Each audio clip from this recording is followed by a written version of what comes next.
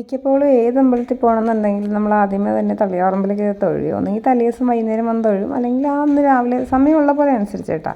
അപ്പോൾ ഇപ്രാവശ്യം ഞങ്ങൾ തോട്ടപ്പള്ളിയിൽ പോകാം. തോട്ടപ്പള്ളി എന്ന് പറഞ്ഞിട്ടുണ്ടെങ്കിൽ ഇവിടെ കറക്റ്റ് സ്ഥലം തോട്ടപ്പള്ളി ശ്രീകൃഷ്ണ ക്ഷേത്രം എന്ന് ഗൂഗിളിൽ അടിച്ച് നോക്കുമ്പോഴത്തേക്കും കിട്ടും. അത്യാവശ്യം ചെറിയ ഫേമസ് ആയിട്ടുള്ളൊരു ടെമ്പിൾ തന്നെ കേട്ടോ. കാരണം ഇതാണ് അമ്പലത്തിൻ്റെ ഫസ്റ്റ് ആ ഒരു എൻട്രൻസിലോട്ട് നടക്കുന്നത്. എനിക്കാണെങ്കിൽ നടക്കാൻ പറ്റുള്ള കാരണം കഴിഞ്ഞ ദിവസം ലെഗിൻ്റെ വർക്കൗട്ടായിട്ട് ഞാൻ കാല് വെച്ച് ഇങ്ങനെ ഒരു വലിച്ച് നടക്കുന്നത്. അപ്പോൾ അമ്മ എന്നോട് ചോദിച്ചു എന്താണെന്ന് വെച്ചാൽ ഇങ്ങനെ നടക്കണം, കാലിന് എന്തെങ്കിലും കുഴപ്പമുണ്ടോ? അപ്പോൾ അമ്മ ഒന്നുമില്ല, മസിലൊക്കെ നല്ല വേദനയാണെന്ന് പറഞ്ഞു.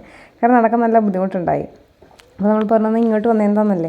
അപ്പോൾ ഈ അമ്പലത്തിനെ പറ്റി എനിക്ക് ഇവിടെ അടുത്ത് നമ്മുടെ വീടിനടുത്ത് തന്നെയാണെങ്കിലും എനിക്കിതിനെപ്പറ്റി വലിയ അറിവൊന്നുമില്ലായിരുന്നേ.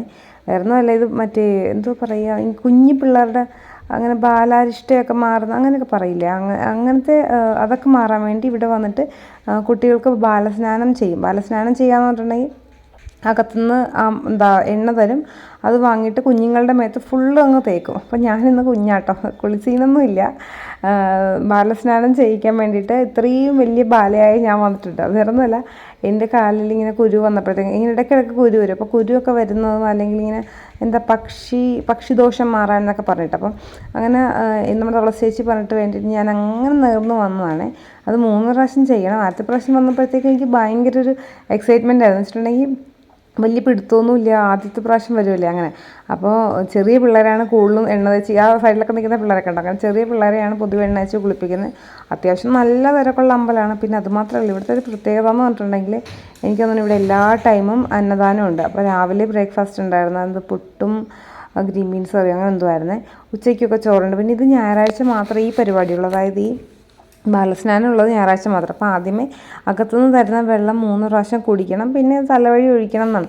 ശരിക്കും കുഞ്ഞുങ്ങളെ കുളിപ്പിക്കുന്നതുകൊണ്ട് ഞാൻ കഴിഞ്ഞ പ്രാവശ്യം വന്നപ്പോഴത്തേക്ക് ഇവിടെ പലർക്കും പല അഭിപ്രായമാണ്. വേറെ ഒന്നുമല്ല, ഇങ്ങനെ കുഞ്ഞു പിള്ളേരെ മൊത്തത്തിൽ കുളിപ്പിക്കുന്നതുകൊണ്ട് ഞാനും അന്ന് ഫുള്ളിങ്ങനെ ഒഴിച്ചപ്പോഴത്തേക്ക് അവിടെ നിന്ന് ചേച്ചിയും കുറച്ച് ചേട്ടന്മാരെ കൂടി പറഞ്ഞ് അങ്ങനെ വേണം. അന്ന് ഇച്ചിരി തിരക്കുണ്ടായിരുന്നു. അപ്പോൾ അത് വേണ്ട, അങ്ങനെ ഒഴിക്കുകയൊന്നും വേണ്ട, തല മാത്രം കഴുകി കാലുമൊക്കെ ഒന്ന് കഴുകി അങ്ങനെ പോയാൽ മതി, അങ്ങനെ മേല് ഫുള്ള് നനക്കണ്ടെന്ന് പറഞ്ഞു. ശരിക്കും കുളിക്കുകയാണ് ചെയ്യേണ്ടത്, പക്ഷെ അങ്ങനെ ചെയ്യേണ്ട, ഇപ്പം ഞാൻ ഈ ചെയ്യുന്ന പോലെ ചെയ്താൽ മതി പറഞ്ഞു. അപ്പോൾ ഈ വരുന്ന ചേച്ചിയാണെന്നുണ്ടെങ്കിൽ പറഞ്ഞ് തോർത്താനും ഇത് മേലുടക്കാനൊന്നും പാടില്ല കേട്ടോ, അങ്ങനെ ഒരു പരിപാടിയുണ്ട്. കുളിച്ച് കഴിഞ്ഞാൽ നമ്മൾ മേലുടക്കില്ല, അങ്ങനെയൊന്നും പാടില്ല. അപ്പോൾ കുഞ്ഞു പിള്ളേർക്കൊക്കെ തുടക്കാം കേട്ടോ, പ്രശ്നമില്ല, പക്ഷെ നമ്മളങ്ങനെ ചെയ്തതെന്നാണ്. അപ്പോൾ ആ വന്ന ചേച്ചിയാണ് എന്നോട് പറഞ്ഞു അങ്ങനെ തല അങ്ങനെ കുനിഞ്ഞിട്ട് അങ്ങനെയല്ല ചെയ്യേണ്ടത്, മേല് കംപ്ലീറ്റ് ഒഴിച്ച് നനക്കണം എന്ന് പറഞ്ഞു. ഞാൻ പറഞ്ഞു ഇവിടെ വന്നെ പലരും പല അഭിപ്രായമാണ് പറയണത്, എനിക്കൊരു പിടുത്തമില്ല ചേച്ചി, ഞാനിപ്പോൾ ഇനി വേണമെങ്കിൽ നെക്സ്റ്റ് ടൈം വരുമ്പോഴത്തേക്കും ചെയ്യാമെന്ന് പറഞ്ഞു. അങ്ങനെ പിന്നെ കുളിച്ച് ആ നനഞ്ഞ വഴി തന്നെ നമ്മൾ നനഞ്ഞ ഇത് മുടിന്നൊക്കെ ഇങ്ങനെ വെള്ളം വീഴും. സാധാരണ അമ്പലങ്ങൾ അങ്ങനെ മുടിയിൽ വെള്ളം വീഴാൻ പാടില്ലെന്നൊക്കെ ഉണ്ടെന്നാണ് എനിക്ക് തോന്നുന്നത്. ആഴ്ചത്തെ വഴി തന്നെ അമ്പലത്തേക്ക് തൊഴുത് ഇറങ്ങി സമാധാനത്തോടെ വീട്ടിലോട്ട് പോവാണ്.